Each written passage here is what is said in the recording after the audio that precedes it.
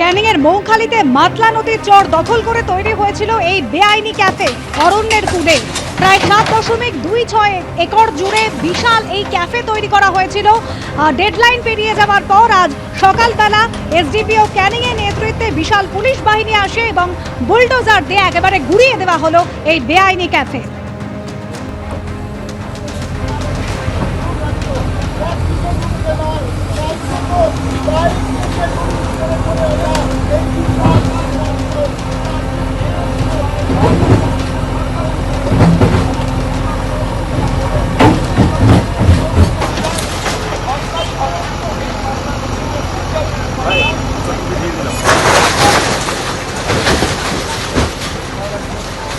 প্রায় 7.26 একর জুড়ে বিশাল এলাকা জুড়ে সরকারি জমিতে বেআইনি ক্যাফে গড়ে তুলেছিলেন শওকত মোল্লার ছেলে ইমরান মোল্লা।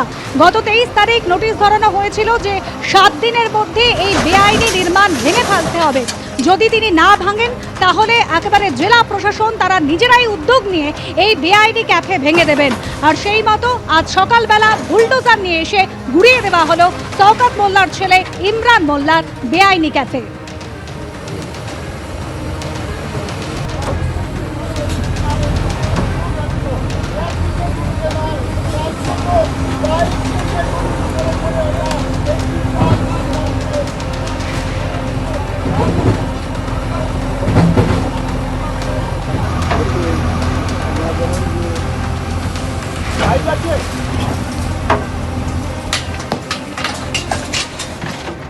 বেআইনিভাবে মাতলা নদীর চরের ওপরে তৈরি হয়েছিল রেস্তোরাঁ, আর সেই রেস্তোরাঁর মালিক শওকত মোল্লার ছেলে। ইতিমধ্যে প্রশাসনের নির্দেশে সেই রেস্তোরাঁ ভেঙে ফেলার কাজ চলছে।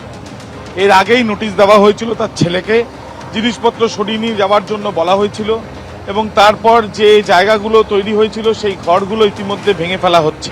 এনআইএর তরফ থেকে যখন তল্লাশি চালাতে আসা হয় শওকত মোল্লার বাড়িতে, তখন খুঁজতে ঠিক এই রেস্তোরাঁতে অরণ্যের কূলে সুবিশাল এই যে রেস্তোরাঁ বিরাট জায়গা নিয়ে যে তৈরি হয়েছিল, সেই রেস্তোরাঁ সম্পূর্ণ গুড়িয়ে দেওয়া হচ্ছে প্রশাসনের তরফ থেকে। নোটিশ করা হয়েছিল এবং তারপর আমরা দেখছি যে বুলডোজার দিয়ে সম্পূর্ণভাবে এই বেআইনিভাবে যেটা তৈরি রেস্তোরাঁ, যেটা মাতলা নদীর চর, যে চর দখল করে নদীর নাব্যতা নষ্ট করার চেষ্টা এবং বেআইনিভাবে এই যে তৈরি হয়েছিল রেস্তোরাঁ, সেই রেস্তোরাঁ সম্পূর্ণভাবে ভেঙে ফেলা হচ্ছে। আমরা দেখছি নোটিশ করা হয়েছিল, নোটিশ করার পরে ইতিমধ্যে যে অংশগুলো রয়েছে এখানে কংক্রিটের এখানে কিন্তু করা হয়েছিল। আমরা দেখছি তার পাশের সামনে আমরা দেখেছিলাম যে অরণ্যের কূলে বোর্ড লাগানো, সুবিশাল রিসেপশন এবং তার সাথে সাথে এই যে থাকার জন্য আলাদা ঘর বা যেখানে ক্যাফে তৈরি করা হয়েছিল।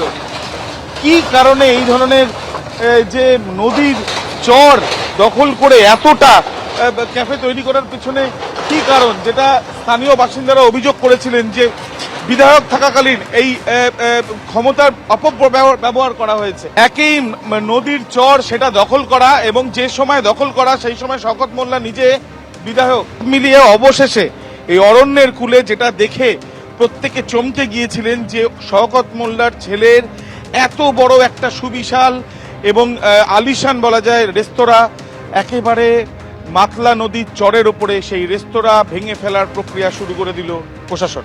ক্যামেরায় প্রবীর সামন্তর সাথে শান্তনু নস্কর, আবির দত্ত, এবিপি আনন্দ। এবিপি আনন্দ, এগিয়ে থাকে, এগিয়ে রাখে।